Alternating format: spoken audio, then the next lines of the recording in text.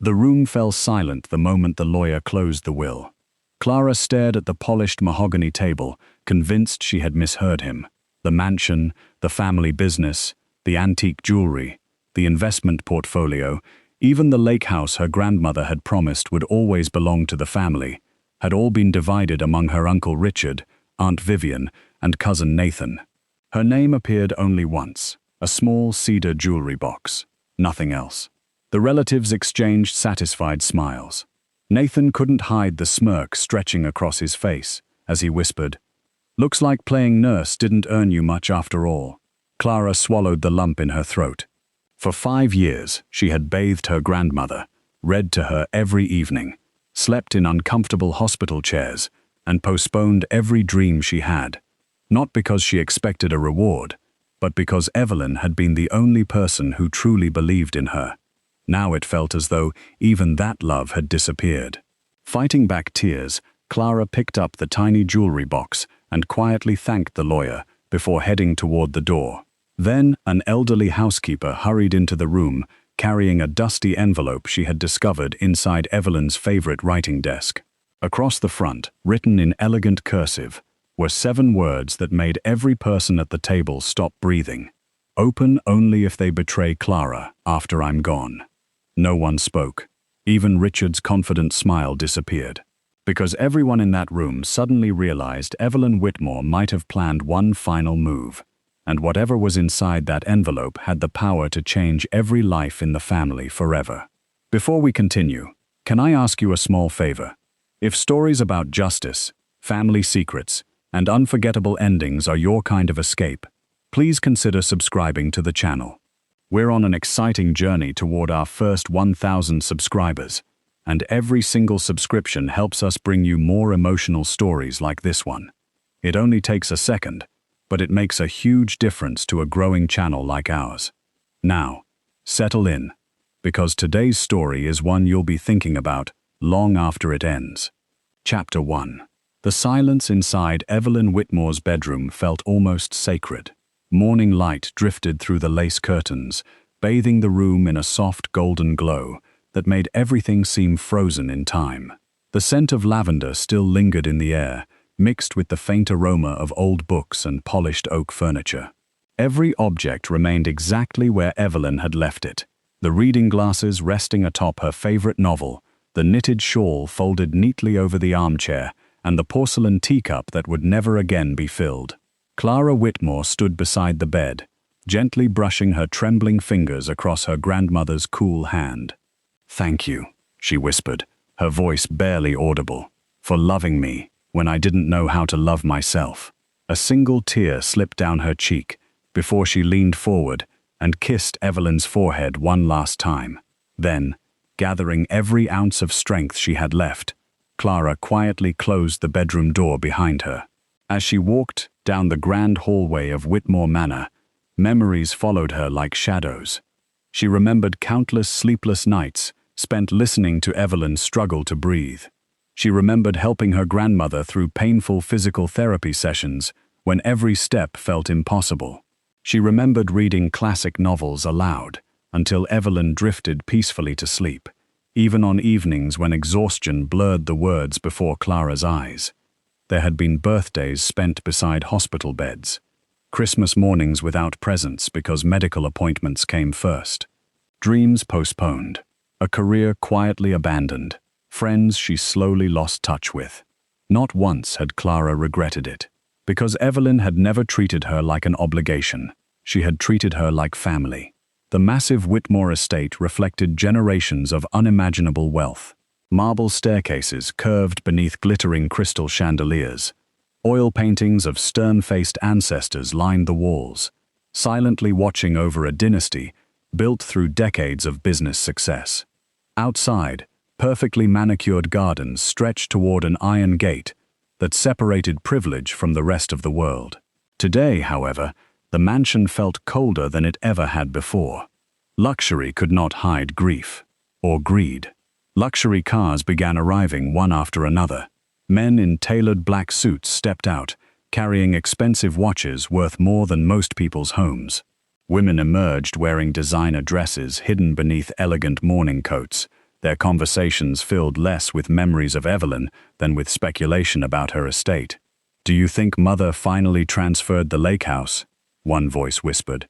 "I heard the investment portfolio doubled this year. Richard deserves control. He built the company." No one asked about Evelyn's final days. No one asked whether she had been afraid. No one asked if she had suffered. Clara stood quietly near the entrance, feeling invisible inside the very home where she had lived for 5 years. Nathan Whitmore noticed her immediately. His polished shoes clicked confidently across the marble floor as he approached with the easy arrogance of someone who had never been denied anything. "You look terrible," he said with a smug smile. "Guess playing full-time nurse isn't as glamorous as people imagine." Clara met his eyes but said nothing. Nathan chuckled. "Honestly, you should get some sleep, unless you're hoping those dark circles earn you a bigger inheritance." A few nearby relatives laughed softly. Clara lowered her gaze. Some battles weren't worth fighting. Across the room, Richard Whitmore adjusted the cuffs of his tailored suit while speaking quietly to his wife. "Caretakers always think they'll be rewarded," he muttered. Vivian smiled without sympathy. They confuse kindness with entitlement. Neither realized Clara had heard every word. The grandfather clock chimed precisely at noon. Its deep echoes rolled through the mansion like a final announcement. Harold Bennett entered, carrying a thick leather folder. Though nearly 70, the longtime family attorney stood with quiet dignity, his silver hair neatly combed, and his expression unusually solemn. "Ladies and gentlemen," he said calmly, "if everyone would please join me in the drawing room, we'll begin the reading of Mrs. Evelyn Whitmore's final will and testament." Conversations immediately stopped. Every eye turned toward the polished mahogany table, where Harold carefully arranged several documents. Clara chose a chair near the back. She wasn't thinking about money. She simply wanted this painful day to end. Harold adjusted his glasses before beginning. "I'll first address the business holdings." Richard leaned forward confidently. "Evelyn Whitmore leaves controlling shares of Whitmore Industries to her eldest son, Richard Whitmore." Richard nodded with quiet satisfaction, as though the announcement merely confirmed what he had always expected. Harold continued. "The commercial properties located in Boston and Charleston are bequeathed to Vivian Whitmore." Vivian smiled gracefully. Nathan could barely contain his excitement. "The investment accounts, luxury vehicle collection, and private equity portfolio are left to Nathan Whitmore." Nathan smirked openly. "I knew grandmother appreciated potential." Finally, Harold turned another page. "And to my beloved granddaughter, Clara Whitmore." The room became still. Clara looked up for the first time. "I leave my personal cedar jewelry box." Silence. Just silence. No shares. No home. No savings. No letter. Only a small cedar box that Mrs. Carter quietly placed into Clara's trembling hands. For a long moment, Clara couldn't breathe. Not because she wanted wealth, but because nothing made sense. The woman who had held her hand through every storm, the woman who had whispered, "You'll never be alone." Could she truly have left her with nothing? Nathan broke the silence first. "Well," he said with a grin, "at least you'll have somewhere to keep your memories." Soft laughter spread around the room. Richard leaned back comfortably. "I suppose Mother knew sentiment has its place." Clara tightened her fingers around the little box until her knuckles turned white. She wanted answers. She wanted to cry. Instead, she slowly stood. "Thank you, Mr. Bennett," she said quietly. "I appreciate everything you've done." Harold looked at her with visible concern, but simply nodded. Clara turned toward the door, determined to leave with the only thing no one could take from her, her dignity. Suddenly, hurried footsteps echoed through the hallway. The drawing room doors flew open. Mrs. Agnes Carter, the elderly housekeeper who had served the Whitmore family for over 40 years, stood breathless in the doorway, clutching a dusty cream-colored envelope. "I'm sorry," she gasped. "I was cleaning Miss Evelyn's writing desk, and I found this hidden beneath a false drawer." Every conversation stopped. Mrs. Carter handed the envelope to Harold with trembling hands. A deep, crimson wax seal remained perfectly intact. Across the front, written in Evelyn Whitmore's unmistakable, elegant handwriting, were words that drained every ounce of confidence from Richard's face. To be opened only if Clara is treated unjustly after my death. The room fell into absolute silence. Harold stared at the message for several long seconds. Without speaking, he carefully slid a letter opener beneath the ancient wax seal. The sharp crack of breaking wax echoed through the drawing room. No one dared to breathe. Chapter 2. The broken wax seal rested on the polished mahogany table, like the opening move of a battle no one had expected to fight. Every pair of eyes remained fixed on Harold Bennett as he carefully unfolded the cream-colored pages hidden inside the envelope. The silence was so complete that even the ticking of the antique grandfather clock seemed unnaturally loud. Harold cleared his throat before reading. "My dearest Clara, if these words are being read aloud, then my greatest fear has come to pass." Clara's heart pounded. The familiar elegance of Evelyn Whitmore's handwriting was unmistakable. It was as though her grandmother's gentle voice had returned, filling the room with a presence that death itself had failed to silence. "My sweet girl, if you are standing there with only tears and disappointment in your hands, then I have failed to protect you in life. But I pray I can still protect you in death." Clara lowered her eyes as emotion tightened her throat. For one painful moment after the will had been read, she had wondered if her grandmother had forgotten her. Now she realized the opposite was true. Evelyn had thought of her until the very end. Harold continued, "You gave me your youth when others gave me excuses. You gave me your patience when others gave me empty promises. You never once asked me for money, property, or reward. You stayed because you loved me." A tear rolled silently down Clara's cheek. Around the room, no one dared interrupt. Then Harold's tone grew firmer. "But I also witnessed something else.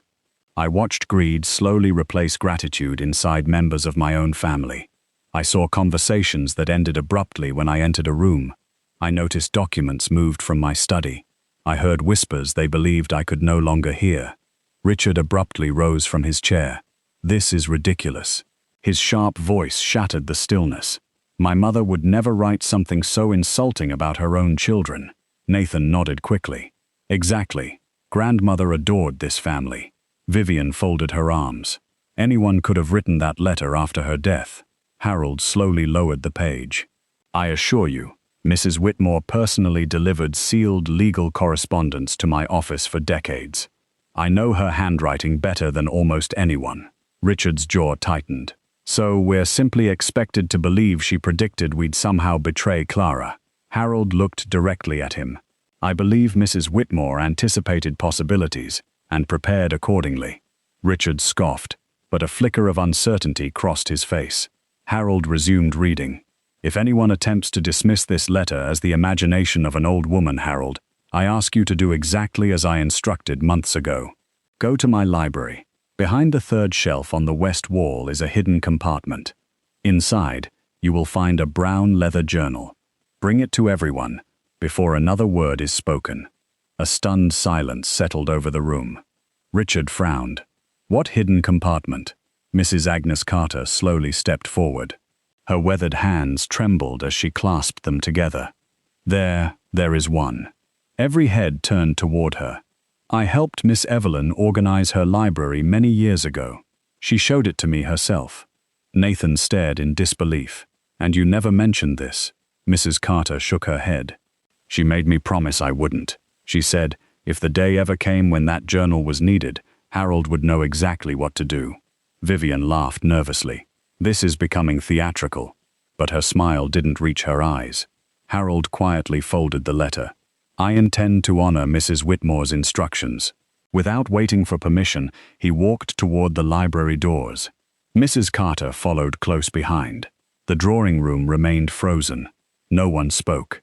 No one seemed willing to leave. As the minutes passed, Clara found herself staring at the fireplace, memories rising one after another. She remembered Evelyn asking strange questions over the past year. "If people suddenly became very interested in my money, would it surprise you?" At the time, Clara had laughed, assuming her grandmother was simply reflecting on growing older. Now the question carried an entirely different meaning. Another memory surfaced. One rainy afternoon, Evelyn had carefully locked the library before slipping a small brass key into her cardigan pocket. When Clara had asked what she was protecting, Evelyn had smiled softly. Some truths, she'd whispered, must wait until the right moment. Back then, Clara had thought she was speaking about old family photographs. Now she wasn't so sure. The library doors finally opened. Harold emerged carrying a worn brown leather journal with faded gold lettering on its cover. Dust clung to its edges, proof that it had remained untouched for years. Mrs. Carter quietly confirmed. "That's the one." Harold returned to the table and gently placed the journal before everyone. The room seemed to grow colder. Richard tried to sound confident. "It's probably nothing more than Mother's personal diary," but even he no longer believed his own words. Harold slowly opened the weathered cover. His eyes moved across the first page. The color drained from his face. For several long seconds, he simply stared. Then, almost in a whisper, he looked up at the family. "I think." He swallowed hard. "We've all been deceived." Chapter 3. Harold's words lingered in the drawing room like the echo of distant thunder. "I think we've all been deceived." No one spoke. The worn leather journal rested open on the mahogany table, its yellowed pages revealing Evelyn Whitmore's elegant handwriting. Unlike the warmth of her letter to Clara, these pages were precise, methodical, and painfully detailed. Harold adjusted his glasses and began turning the pages carefully. "This isn't a diary," he murmured. "It's a record." Richard folded his arms. "A record of what?" Harold didn't answer immediately. Instead, he lifted one loose sheet tucked between the pages. Attached to it was a photocopy of a bank statement. Then another, and another. Each page was dated years apart. Harold's expression darkened. Mrs. Whitmore documented a series of financial discrepancies. Nathan shifted in his chair. "What discrepancies?" Harold placed the first statement on the table, where everyone could see. "Large withdrawals." He flipped to another page. "Unauthorized transfers." Another page. "And investment accounts moved without written authorization." The room grew noticeably colder. Clara stared at the documents, struggling to understand what she was seeing. Evelyn had investigated her own finances. Quietly, secretly, for years. Harold continued reading from the journal. March 12. Another transfer completed without my approval. Richard insists it was routine. I no longer believe him. He turned another page. June 4th. Important paperwork missing from my study again. I have begun making duplicate copies of every financial document. Another. October 19. Someone believes age has made me blind. They are mistaken. A heavy silence settled over the room. Richard suddenly laughed. A forced, hollow laugh. My mother became forgetful during her later years. He gestured dismissively toward the journal. She was confused. Harold slowly looked up. These entries span almost 8 years. Richard's smile faded. Memory loss doesn't begin overnight. Vivian quickly stepped in. Evelyn often asked the same questions repeatedly. She could have misunderstood perfectly legitimate transactions. Nathan nodded a little too quickly. Exactly. But the confidence in his voice had vanished. A bead of sweat rolled down his temple. Clara noticed it immediately. She had known Nathan since childhood. He only perspired like that when he was frightened. Harold carefully unfolded another document. This transfer moved nearly $2 million into an account that doesn't appear anywhere in Mrs. Whitmore's official estate records. Richard leaned forward. I handled Mother's investments. With her permission. His words sounded more like a demand than an explanation. Harold remained calm. Perhaps. He placed another page beside it. But Mrs. Whitmore clearly believed otherwise. Clara lowered her eyes. Fragments of forgotten conversations suddenly began returning to her.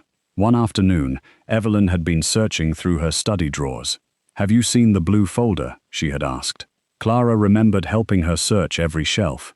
When they failed to find it, Evelyn had sighed quietly. Strange. I never misplace important papers. At the time, Clara had assumed age was catching up with her grandmother. Now the memory carried an entirely different meaning. Another moment surfaced. Late one evening, Evelyn had asked an unusual question. "Clara, If someone keeps telling you that you're imagining things, eventually, do you begin believing them? Clara had smiled gently and squeezed her grandmother's hand. Only if you stop trusting yourself. She hadn't understood why Evelyn had looked so relieved by that answer.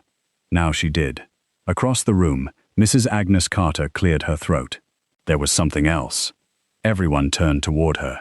She hesitated. I didn't think it mattered before. Harold nodded encouragingly. What did you hear, Agnes? She clasped her hands tightly. Several nights. I heard Miss Evelyn arguing with someone inside her study. Richard's expression hardened. Mother argued with everyone. Mrs. Carter shook her head. No. These arguments were always about papers. She swallowed. I remember hearing Miss Evelyn say. Her voice trembled as she repeated the words. Those documents were never yours to move. The room fell silent once again. Mrs. Carter continued. One night I nearly went inside. What stopped you? Harold asked. Miss Evelyn came out alone. Mrs. Carter looked down. She was crying. Clara felt her chest tighten. Her grandmother had carried this burden alone while trying to protect everyone else. Harold slowly closed the journal. I believe speculation has gone far enough. Richard immediately stood. I agree. He reached for his coat. This ridiculous meeting is over. Vivian rose beside him. We've entertained enough fantasies for one afternoon. Nathan pushed back his chair. I have better things to do. Before any of them could leave, Harold spoke with quiet authority. No. The single word stopped them. Richard turned slowly. You don't have the authority to keep us here. I have the authority. Harold replied evenly. To verify evidence before the estate is finalized. He gathered every bank statement into a neat stack. Mrs. Whitmore instructed me to confirm the authenticity of these records if questions ever arose. Richard's jaw tightened. And how exactly do you intend to do that? Harold reached into his jacket and removed his mobile phone. By contacting Whitmore National Bank. Nathan's face turned pale. Within minutes, the call was connected. Harold introduced himself and requested immediate verification of several historical transfers documented by Evelyn. The drawing room was so quiet that everyone could hear the muffled voice speaking through the phone. Harold listened carefully, asked several questions. Then his expression changed. Slowly, deliberately, he placed the phone on speaker. A calm female voice filled the room. Mr. Bennett, we've reviewed the transaction references you provided. She paused. There appears to be an irregularity. Richard's breathing became noticeably heavier. The representative continued. Based on our preliminary review, the signatures authorizing several of these transfers do not appear consistent with Mrs. Evelyn Whitmore's verified signature specimens. The room froze. Then came the words no one had expected to hear. We believe those signatures may have been forged. Chapter 4. No one spoke after the bank representative ended the call. The drawing room remained frozen beneath the weight of a truth no one was prepared to accept. Harold quietly gathered the journal and the scattered bank statements, his expression unreadable. Richard stared out the tall windows, saying nothing. Nathan's confidence had vanished completely, while Vivian sat rigidly in her chair, avoiding everyone's eyes. But Clara heard none of it. Her thoughts had drifted somewhere else, back to the woman who had changed her life. 5 years earlier, rain poured relentlessly as Clara stood outside the iron gates of Whitmore Manor, with 2 worn suitcases and a heart full of disappointment. Just a week earlier, the small private school where she taught literature had closed its doors after losing funding. Overnight, she had lost not only her job, but also the apartment that came with it. At 23, she felt like a failure. She had almost refused Evelyn's invitation to move into the mansion. I don't want to become anyone's burden, Clara had whispered over the phone. Evelyn's gentle laughter had warmed the silence. My dear girl, she'd replied, people become burdens only when they stop caring about others. You've spent your whole life caring. Come home. Home. No one had called Whitmore Manor that in years. When Clara arrived that rainy afternoon, Evelyn was waiting at the front door herself, despite the servants insisting she remain inside. She embraced Clara so tightly that every fear she'd carried seemed to melt away. You've lost a job, Evelyn had said with a smile. You haven't lost yourself. Those words stayed with Clara. Whenever doubt crept into her heart, whenever she questioned her worth, she remembered them. The seasons changed, and life inside the mansion settled into a peaceful rhythm. Every evening, after dinner, Clara would sit beside the fireplace while Evelyn rested in her favorite chair. Sometimes they read novels, sometimes poetry, sometimes newspapers. On evenings when Evelyn's eyesight became too weak, Clara read every word aloud. Evelyn always listened with her eyes closed, smiling as though every sentence carried her somewhere beautiful. When the chapter ended, they rarely discussed the story. Instead, they talked about life. "What makes a good family?" Clara once asked. Evelyn looked thoughtfully into the fire. "Not blood." Clara smiled. "Then what?" "Choices." The answer surprised her. "We're born into blood," Evelyn continued softly. "But every single day, we choose whether we deserve to call ourselves family." At the time, Clara thought they were simply sharing another quiet conversation. Now, those words echoed with a deeper meaning. Evelyn had been teaching her all along, not just about kindness, about leadership. Months later, Evelyn invited Clara into the office, where the Whitmore Family Foundation had operated for decades. Tall shelves overflowed with records of scholarships, children's hospitals, veterans' charities, and food programs. "This," Evelyn said proudly, "is the only part of my fortune that truly matters." She handed Clara a stack of applications. "Read these." Clara spent hours reviewing requests from struggling families. Evelyn patiently explained every decision. Money should never make people powerful. She tapped one application gently. It should make them useful. Over the following years, Clara attended foundation meetings, reviewed charitable budgets, and visited organizations receiving Whitmore support. She assumed Evelyn simply wanted company. She never imagined she was being trained. Across the room in the present, Harold slowly closed the journal. A realization settled over Clara, like the morning sun breaking through heavy clouds. None of those lessons had been accidental. Evelyn hadn't merely been passing the time. She had been preparing someone, preparing her. Another memory surfaced. One Christmas morning, Clara decorated the enormous tree almost entirely by herself. She remembered asking Evelyn if Richard and Nathan would be joining them. "They're skiing in Switzerland," Evelyn had answered with a faint smile. The following Easter, Nathan cancelled lunch because of a yacht party. Richard sent flowers instead of visiting. Vivian mailed an expensive gift basket with a printed card signed by her assistant. Even birthdays became quiet affairs. Hospital visits grew increasingly rare. Excuses became routine. Business meetings, vacations, charity galas. Anything seemed more important than spending time with the woman who had built their fortune. Yet Clara was always there, not because she expected anything, because she couldn't imagine being anywhere else. Harold suddenly broke the silence. "I remember something." Everyone looked toward him. "It was about a year before Mrs. Whitmore passed." His voice softened. "She asked me whether wealth could survive bad character." Richard looked away. "I told her wealth usually survives almost anything." Harold smiled sadly. She disagreed. He could still hear Evelyn's voice, as clearly as if she were standing beside him. "Character is the only inheritance that matters, Harold. Everything else can be stolen." The words settled over the room like a quiet judgment. Clara closed her eyes. For years, she had believed she was simply caring for an elderly grandmother who needed companionship. Now she understood something far greater. Evelyn had trusted her, not because she shared her blood, because she shared her values.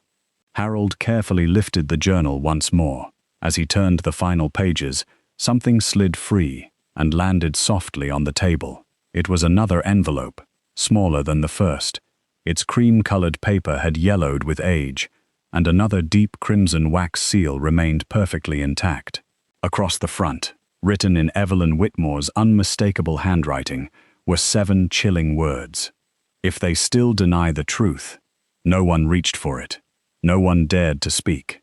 Even Richard's confidence seemed to vanish as every eye settled on the mysterious envelope, waiting silently between them. Chapter 5. The second envelope remained untouched in the center of the table. Its crimson wax seal caught the afternoon sunlight, glowing like a warning left behind by someone who had known this exact moment would come. Harold Bennett looked around the room. "No one objects?" he asked quietly. Richard was the first to answer. "I object to this entire performance." His voice carried more frustration than confidence now. "My mother has already left her will. Whatever is inside that envelope changes nothing." Harold met his gaze. "If that proves to be true, then you have nothing to fear." Richard said nothing. With deliberate care, Harold slid the letter opener beneath the seal. The wax cracked. The sound echoed through the drawing room. He unfolded the neatly written pages and began reading. "Harold, if you are opening this letter, then the journal was not enough." A chill swept through the room. "That means those responsible are still refusing to tell the truth." Harold continued. "If that day comes, there is something Clara deserves to know." Clara instinctively clasped the cedar jewelry box resting in her lap. "Several months before my death, I ordered portions of my estate plan to be rewritten." Richard's head snapped upward. Harold paused only briefly before continuing. "I did so because I had every reason to believe someone was attempting to alter my wishes without my knowledge." Nathan's face drained of color. Vivian slowly turned toward her husband. "What is she talking about?" Richard answered immediately. "Nothing." His response came too quickly. Mother became suspicious of everyone near the end. Harold ignored the interruption. "Certain amendments presented to me contained wording I never approved. When I questioned them, I was assured they reflected my previous instructions. They did not." Silence swallowed the room. From that moment forward, I trusted no document that remained inside this house. Clara's eyes widened. Her grandmother hadn't simply suspected something. She had acted. Months before her death, Harold turned the page. Without informing anyone except 2 people, I prepared a second, fully verified version of my estate plan. Richard took an unsteady step backward. "No." His whisper barely escaped his lips. Harold continued reading. "The original documents were placed in secure legal custody with another law firm outside Whitmore County." Nathan stared at his father. "You told me." Richard immediately cut him off. "Be quiet." Nathan fell silent, but the damage had already been done. Vivian slowly stood from her chair. "You knew?" Richard refused to look at her. "I said sit down." "You knew," she repeated, louder this time. "I handled Mother's legal affairs," Richard snapped. "That isn't an answer." For the first time since entering the mansion, Vivian looked genuinely frightened.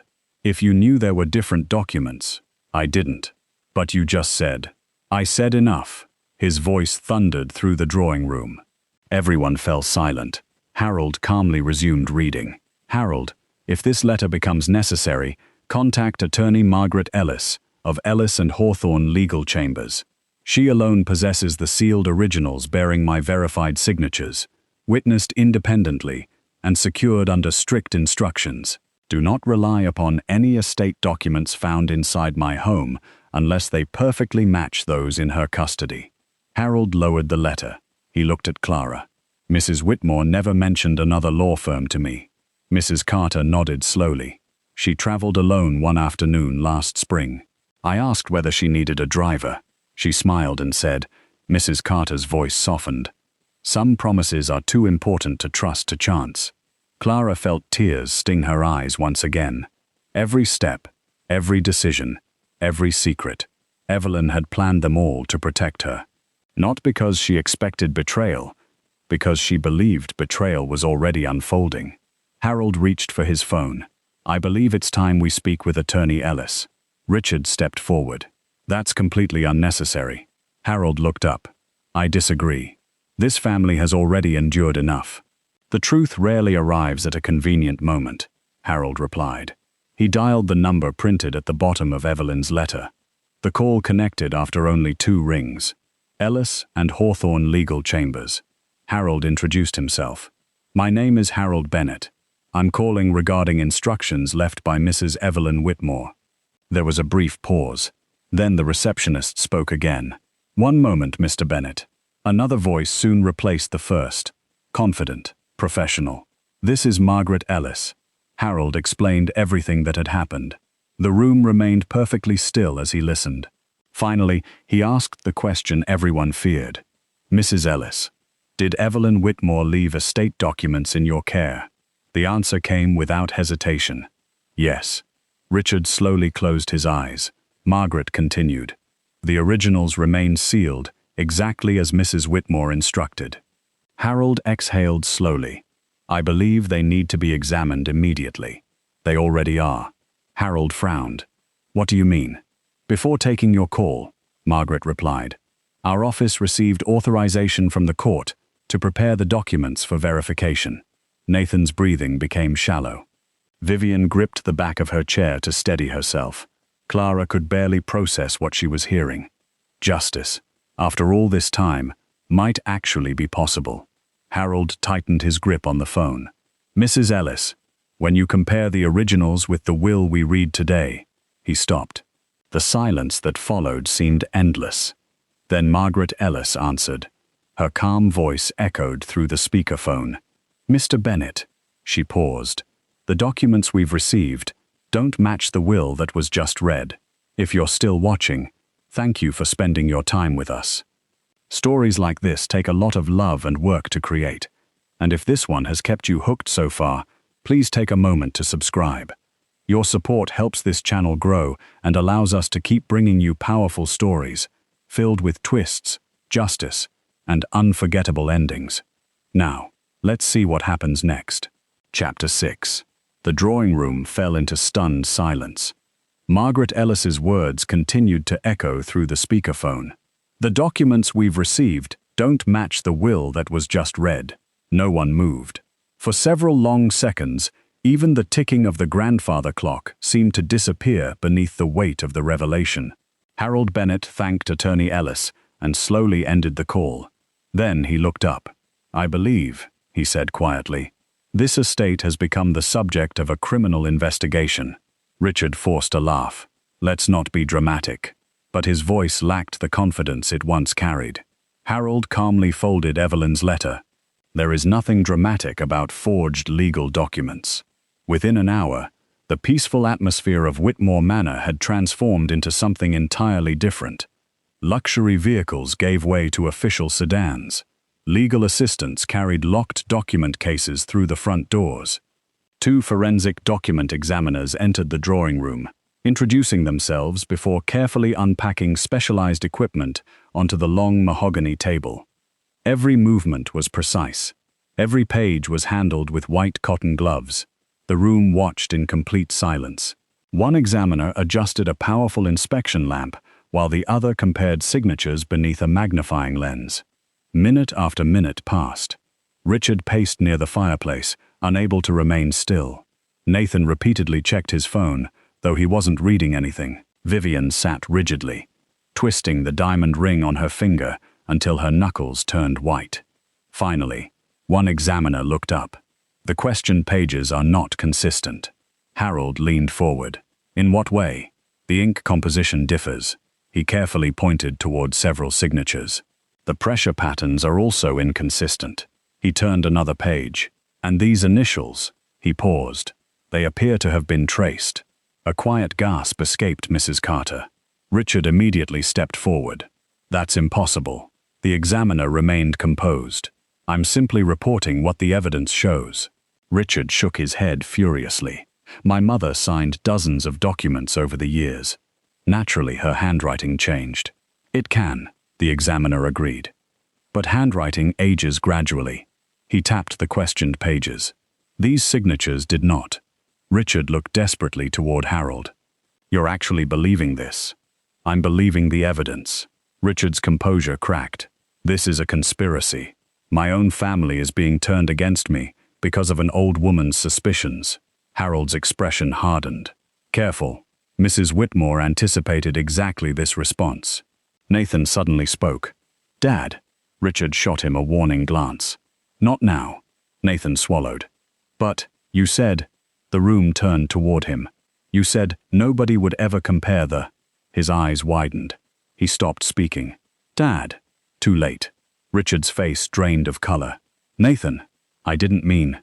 "Enough!" The sharpness in Richard's voice startled everyone. Vivian slowly stood. She stared first at Nathan, then at her husband. What was he about to say? Richard refused to answer. Vivian stepped closer. "I've defended you all afternoon." She lowered her voice. "But I remember something." Richard closed his eyes. "Vivian, no."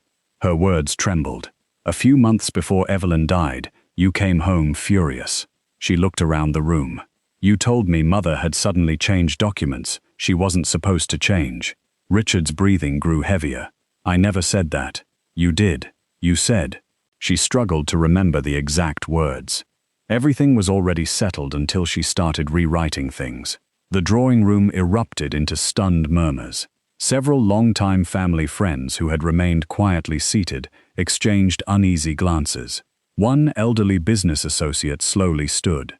"Richard." His voice carried genuine disappointment. "Is there something you need to tell us?"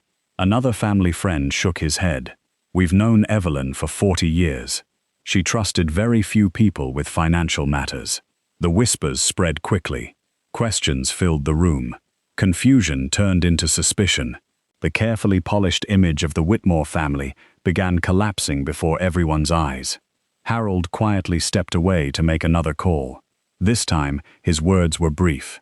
"Yes, we require financial investigators, and I believe local police should also be notified." When he ended the call, no one objected. Not even Richard.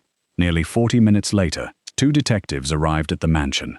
They introduced themselves before requesting immediate custody of every estate document, financial record, and Evelyn's journal. One investigator photographed every page. The other carefully logged each piece of evidence. Clara watched silently from her chair. Surprisingly, she felt no satisfaction, only sadness. This family had once gathered around the same dinner table. They had celebrated birthdays beneath this roof. Now everything Evelyn had tried to protect was unraveling before her eyes. Mrs. Carter gently placed a comforting hand on Clara's shoulder. "You could hate them." Clara slowly shook her head. "No, they've already destroyed enough." Across the room, Harold overheard her answer. He smiled sadly. "That's exactly why Evelyn believed in you." Clara looked toward him. Harold folded his hands. "She once told me that wealth tests character." He paused. "But losing wealth reveals it." His eyes moved toward Richard, Nathan, and Vivian. Mrs. Whitmore planned every safeguard because she understood something most people never do. "What was that?" Clara asked softly. "That truth needs protecting." He glanced toward the journal, resting inside an evidence bag. "And she protected it brilliantly." Just then, one of the forensic investigators frowned. "Mr. Bennett." Everyone turned. The investigator carefully lifted the leather journal beneath the examination light. There are unusual markings along the spine. Using a small flashlight, he examined the binding more closely. His expression changed instantly. "I don't believe this happened naturally." Harold stepped closer. "What is it?"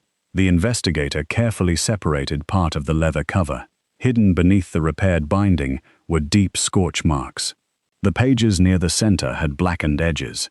Whoever had handled the journal had tried to burn it, then carefully concealed the damage. The investigator looked up slowly. "It appears someone attempted to destroy Mrs. Whitmore's original journal." The room fell into horrified silence once again. Chapter 7. 3 days later, the largest courtroom in Whitmore County stood filled beyond capacity. Word had spread quickly. The woman who had built one of the state's most respected family fortunes had apparently predicted an attempt to steal her own estate from beyond the grave. Business leaders filled the front rows. Charitable organizations supported by the Whitmore Foundation quietly took their seats. Former employees gathered near the back, whispering anxiously. Nearly every member of the extended Whitmore family had come, each hoping to witness the truth for themselves. At precisely 9 o'clock, the courtroom doors opened. Richard entered first. Gone was the confidence that had once followed him into every room. His expensive suit could not hide the exhaustion carved across his face. Nathan walked several steps behind, avoiding every curious glance directed toward him. Vivian looked as though she hadn't slept since the investigation began. Then Clara entered. She wore a simple navy blue dress, with no jewelry, except the small silver pendant Evelyn had given her years ago. She wasn't trying to impress anyone. She was simply there to honor the woman she loved. As she passed through the courtroom, something unexpected happened. Several former employees quietly stood. Then, one by one, more people rose to their feet. Not because the judge had entered, because Clara had. She looked around in surprise, before lowering her head with quiet humility. Harold Bennett gently smiled. "Evelyn would have liked that," he whispered. Moments later, the judge called the hearing to order. The courtroom settled into silence. Harold rose first. For nearly an hour, he carefully presented every piece of evidence collected during the investigation. He began with Evelyn's handwritten letters, then the hidden leather journal, the bank records, the second estate plan secured by Margaret Ellis, photographs of the damaged journal, forensic reports. Every document fit together like pieces of a puzzle Evelyn herself had assembled long before her death. When Harold finished, he quietly returned to his seat. The judge nodded. "The court will now hear witness testimony." Mrs. Agnes Carter slowly approached the witness stand. Though her hands trembled as she took the oath, her voice remained steady. "I worked for Miss Evelyn for 42 years. The courtroom listened in complete silence. I saw her at her happiest. And I saw her at her loneliest."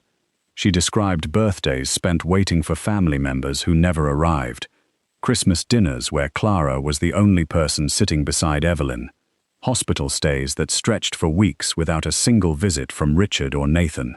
Then she spoke about the hidden compartment.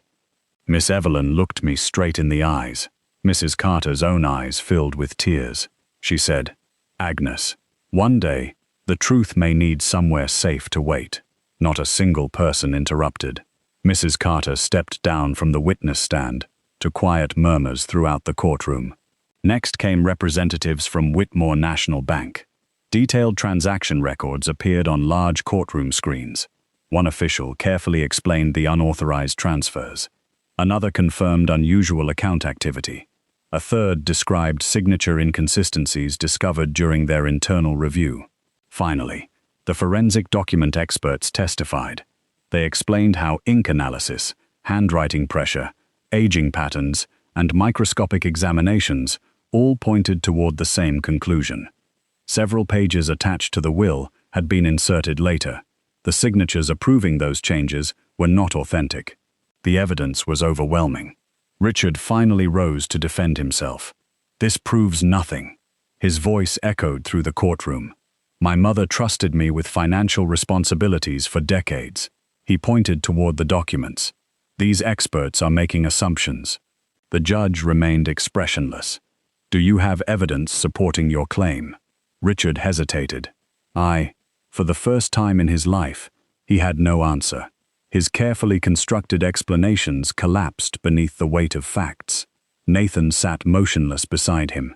The young man who had mocked Clara only days earlier could no longer raise his eyes from the courtroom floor. His arrogance had disappeared completely. He looked less like an heir and more like a frightened child watching everything he believed slip away. Vivian suddenly covered her face. A quiet sob escaped her lips. "I didn't know," her voice broke. "I knew something had changed." She struggled to breathe. "But I never imagined." She turned toward Richard. "What have you done?" Richard said nothing. There was nothing left to say. After several more witnesses testified, the judge looked toward Harold. "One final question. In your professional opinion, who remained closest to Mrs. Whitmore during the final years of her life?" Harold didn't hesitate. "Clara Whitmore." He looked toward her with unmistakable respect. Not because she expected an inheritance, because she loved Evelyn without conditions. He smiled gently. "I visited the mansion many times. I watched Clara cancel plans to care for Mrs. Whitmore. I watched her read for hours when Evelyn's eyesight failed. I watched her stay through nights when nurses had already gone home." His voice softened. "If anyone carried Mrs. Whitmore's values into the future..." He nodded toward Clara. It was always her. The courtroom remained silent. Then, somewhere near the back, someone began applauding. Another joined. Then another. Within seconds, dozens of people stood to their feet. The applause spread across the courtroom until nearly everyone was standing. Former employees, foundation volunteers, business associates, even distant relatives who had remained silent throughout the hearing. Clara's eyes filled with tears, not because of the applause, but because, for the first time in her life, she wasn't being recognized for what she had done.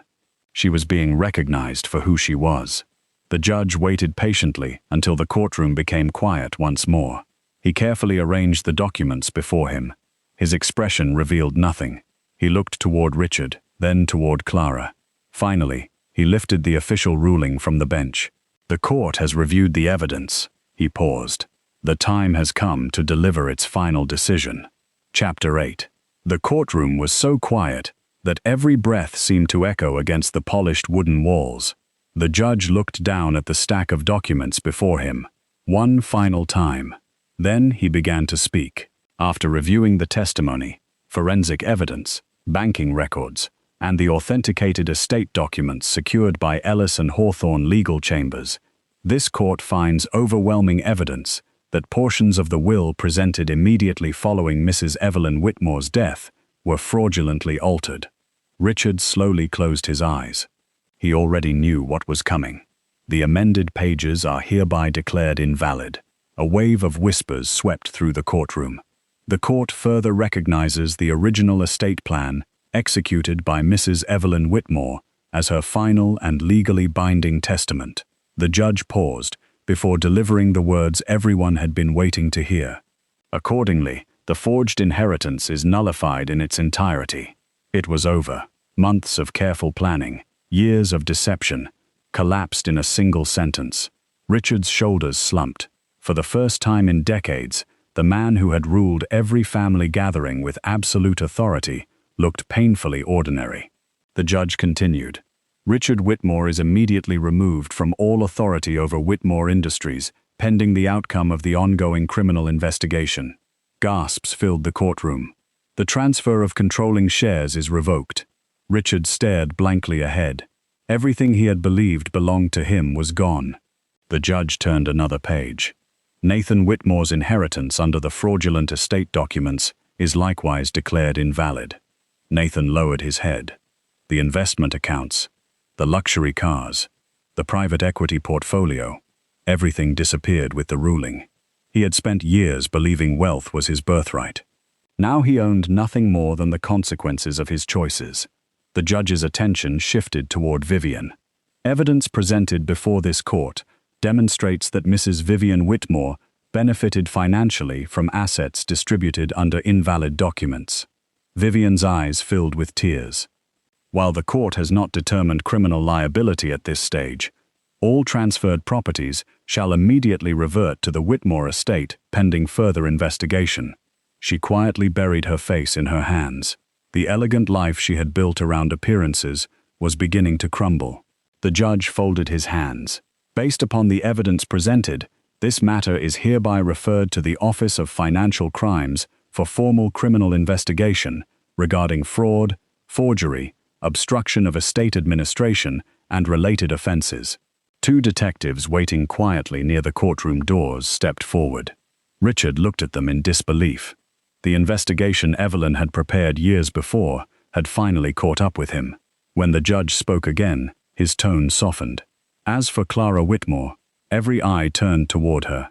The authenticated estate documents clearly establish Mrs. Evelyn Whitmore's true intentions.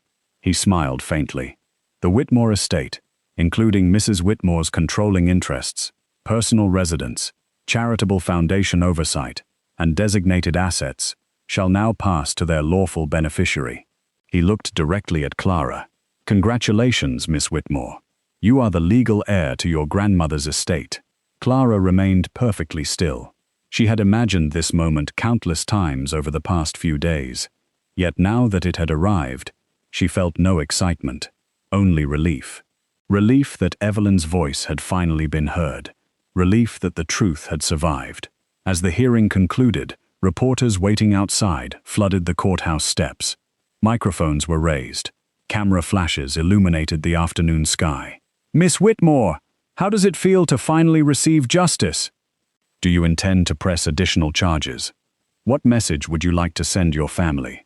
Clara paused before answering. She looked briefly toward the courthouse doors where Richard, Nathan, and Vivian were quietly leaving, under the watchful eyes of investigators. Then she turned back toward the reporters. My grandmother taught me that justice and revenge are not the same thing. The crowd fell silent. I never wanted to defeat anyone. I only wanted the truth to be respected. She smiled gently. I hope today honors her more than it honors me. Her words spread quickly. By evening, every major news outlet carried the extraordinary story. Television anchors described the hidden letters. Newspapers called it one of the most remarkable inheritance cases in recent memory. Legal commentators praised Evelyn's meticulous planning. Headlines filled the country. Wealthy matriarch exposes estate fraud from beyond the grave. Secret letter reverses multi-million-dollar inheritance. Caregiver granddaughter vindicated after hidden journal reveals truth. As public attention grew, longtime business associates quietly began distancing themselves from Richard. Board members who had once praised his leadership resigned from committees. Charitable donors withdrew invitations. Friends who had filled his holiday parties suddenly stopped returning his calls. His influence disappeared almost as quickly as it had been built. Clara watched it happen without satisfaction. She understood that some losses were punishment enough. Late that evening, she returned alone to Whitmore Manor. The mansion felt strangely peaceful. For the first time in years, it no longer seemed weighed down by secrets. Mrs. Carter greeted her warmly. Miss Clara, she smiled through tears. Welcome home. Clara embraced the elderly housekeeper. No, she smiled softly. This is your home too. Mrs. Carter's eyes brightened. There is one more thing. She disappeared upstairs and returned carrying a beautifully wrapped wooden box, tied with a deep blue ribbon. I almost forgot. I found this hidden behind Miss Evelyn's wardrobe after the investigators finished searching the house. She gently handed it to Clara. A small ivory tag rested beneath the ribbon. Written in Evelyn Whitmore's familiar handwriting were a few simple words. For my darling Clara. After justice has finally found its way home. Clara's hands trembled as she traced the letters with her fingertips. She looked up at Mrs. Carter. What could possibly be left to say? Neither woman knew, but somehow, they both felt Evelyn's greatest surprise was still waiting inside that final package. Chapter 9. The mansion was quiet again. Not the heavy silence that had followed betrayal, but the peaceful stillness of a home finally allowed to breathe. Clara carried the beautifully wrapped wooden box into Evelyn's bedroom and gently closed the door behind her. Everything remained exactly as her grandmother had left it. The lavender fragrance still lingered in the air. The old rocking chair rested beside the window. The quilt Evelyn had sewn decades earlier remained folded neatly across the bed. Clara sat down, resting the box carefully on her lap. For a long moment, she simply stared at the blue ribbon. Then, with trembling fingers, she untied the bow. The lid lifted slowly. Inside lay a lifetime of love. At the very top rested a faded photograph of a little girl, no older than 6, laughing as she chased butterflies through the Whitmore gardens. Clara smiled through gathering tears. She remembered that day. She had fallen into the flower beds trying to catch one, and Evelyn had laughed so hard she could barely stand. Beneath the photograph lay dozens more.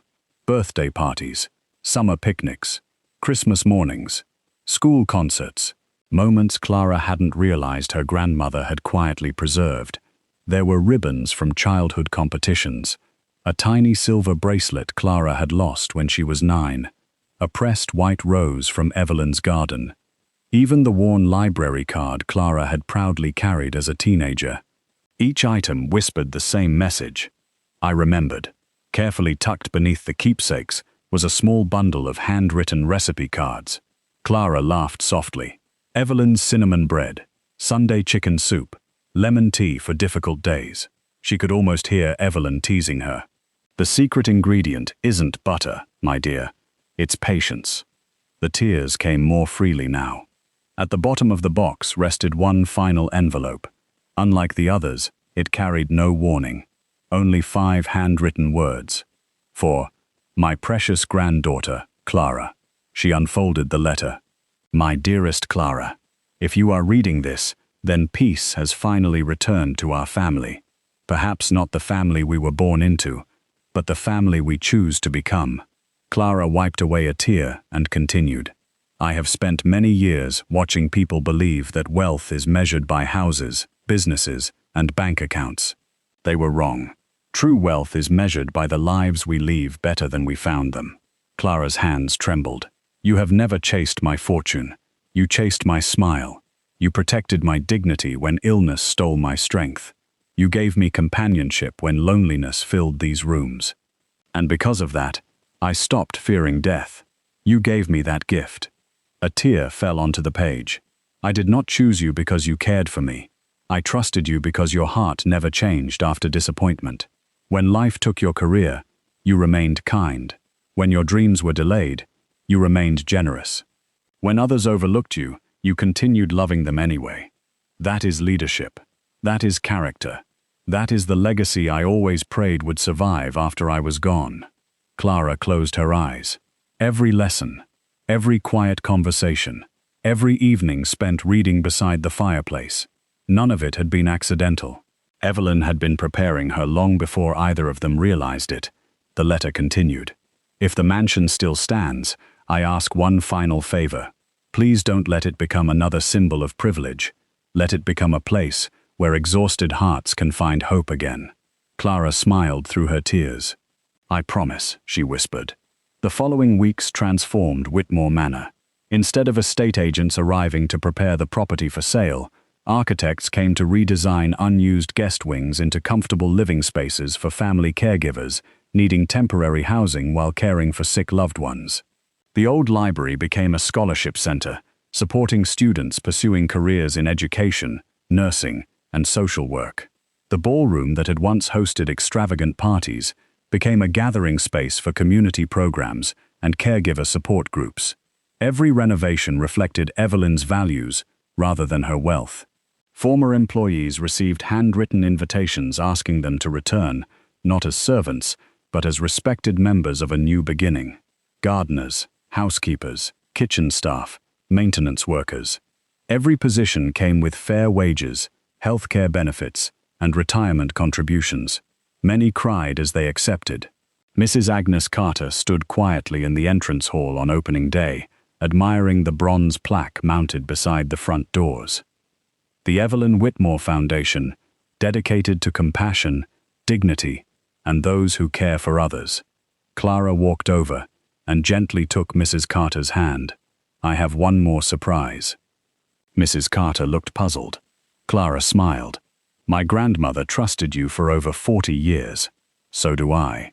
She handed Mrs. Carter an official certificate. I'd like you to serve as honorary advisor to the foundation. Mrs. Carter stared at the paper before tears blurred her vision. I don't know what to say. You don't have to, Clara replied warmly. You've already spent a lifetime proving you belong here. Applause echoed through the entrance hall as volunteers, staff, and guests celebrated together. For the first time in many years, Whitmore Manor was filled not with arguments, but with laughter. As the ceremony drew to a close, Clara stepped outside to welcome the final guests. A black sedan slowly rolled through the front gates. It stopped near the entrance. An elderly gentleman stepped out, leaning on a polished wooden cane. The moment Clara saw his face, she froze. She knew him. Years ago, he had visited Evelyn several times, always leaving quietly before dinner. She had never learned his name. The man smiled gently. You must be Clara. She nodded cautiously. I am. He removed his hat respectfully. My name is Samuel Ashcroft.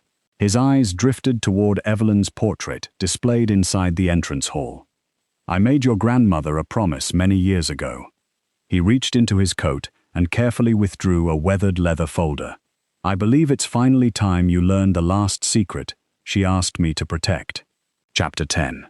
Samuel Ashcroft carefully placed the weathered leather folder into Clara's hands.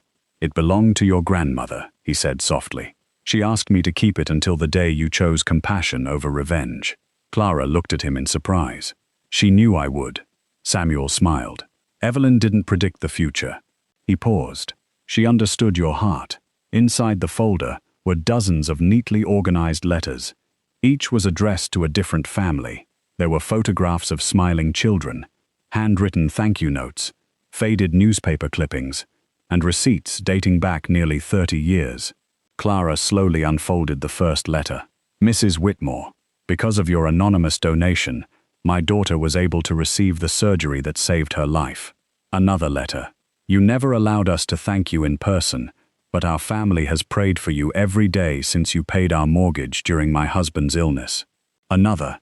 The scholarship you secretly funded allowed me to become the first doctor in my family. Another. The groceries that appeared on our porch every winter kept my children from going hungry.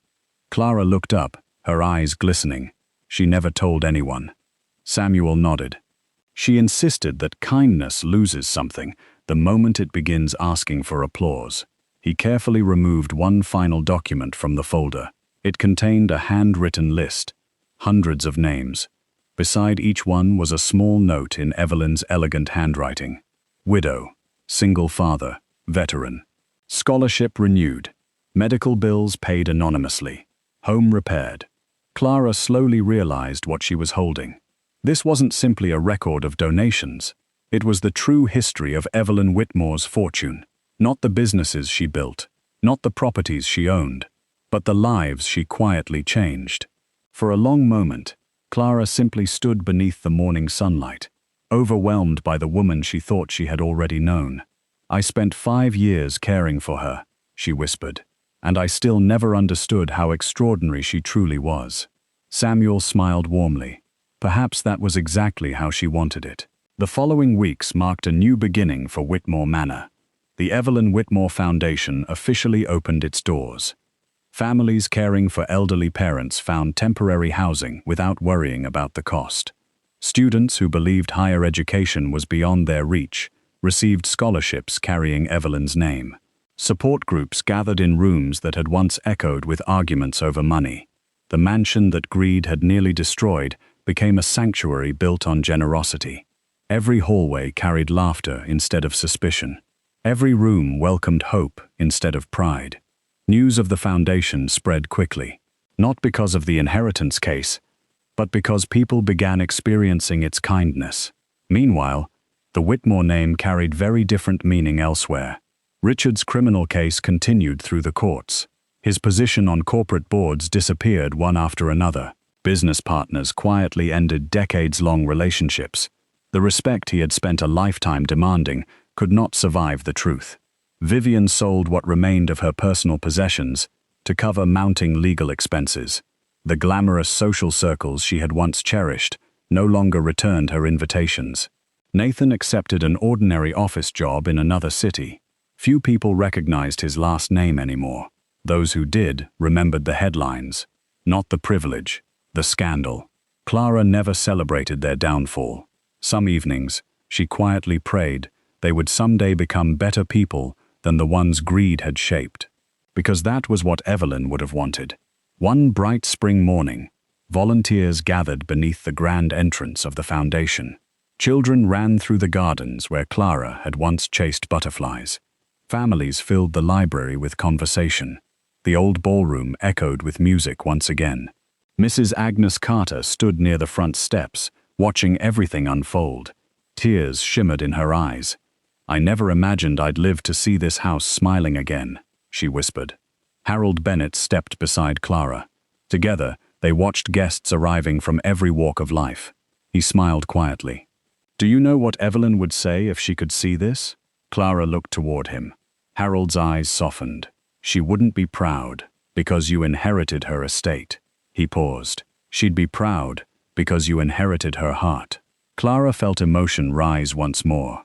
At last, she understood. The mansion, the business, the fortune, those had never been Evelyn's greatest legacy. Her greatest legacy was teaching one ordinary young woman that kindness could outlive wealth. Later that afternoon, after the guests had gone home, Clara carried a framed photograph into the entrance hall. It was her favorite picture of Evelyn. She was standing in the garden, smiling beneath the summer sun, with dirt on her gardening gloves, and laughter in her eyes. Clara carefully placed the portrait above the foundation's welcome desk. Then she stepped back. "Thank you," she whispered. "Not for believing I'd inherit your estate," her voice trembled, "but for believing in me before I ever believed in myself." A gentle breeze drifted through the open doorway, carrying with it the familiar scent of lavender from Evelyn's old garden. For just a moment, it felt as though she were still there. Clara smiled through grateful tears. She no longer felt alone. She never truly had. Tucked inside the back of the picture frame, she later discovered one final handwritten note in Evelyn's unmistakable script. It contained only a single sentence. "My dearest Clara, they could fight over my fortune, but they could never inherit my love. That was always yours." And in that moment, Clara realized something no court could ever rule on. The greatest inheritance had never been the mansion. It had never been the business. It had never been the money. It had always been love. And unlike wealth, that legacy could never be stolen. If Clara's journey touched your heart, remember this: sometimes the greatest inheritance isn't money or possessions. It's the love, kindness, and courage we choose to pass on to others. If you enjoyed this story, please take a moment to like this video, subscribe to the channel, and help us reach our goal of 1,000 subscribers. Your support means the world to us and helps us continue bringing you powerful stories filled with justice, hope, and unforgettable endings. And before you go, we'd love to hear from you in the comments. What was the most emotional moment in Clara's journey for you? Thank you for spending your time with us. We hope this story stays with you long after today. Until our next story, take care of yourself and never stop believing that kindness always leaves the greatest legacy.